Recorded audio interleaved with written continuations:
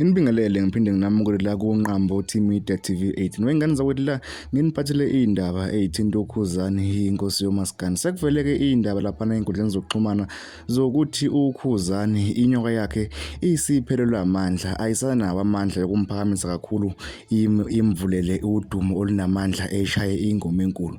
Lezi indaba-ke ziqubuke lapha ku-Facebook, kuqale kwaposta umculi kamaskandi uDlubheke la hashiye khona nansi inkulumo, kwase kuvela-ke imibono eyahlukahlukene lapha kuma-comment. Kwaphinda futhi kwaposta umuntu wenziwa kwaba sekuqubuka-ke omkhulu umsindo-ke namanje futhi osaqhubeka laphana ey'nkundleni zokuxhumana ku-Facebook la khona okusolwa khona uKhuzani ngokuthi uyigejile ingoma, okusho ukuthi into yakhe yokuphila isiphelelwe amandla, akasanawo amandla. uKhuzani-ke udlale ingoma yakhe laphana emcimbini omkhulu impucuzeko umaskandi festival. Leyo ngoma-ke leyo ayibhekise kumthandeni ewumntalapho uTrackman. Mbukeli, ngakuthokozela ukuzwa wakho umbono ukuthi wena ukuthini ukuphawula kwakho ngalolu daba oluthinta uKhuzani kanye nengoma ayikhiphile, kanye nokuthi ingoma yakhe ayinamandla, isiphelelwe amandla, kusho ukuthi inyoka yakhe ayisanawo amandla.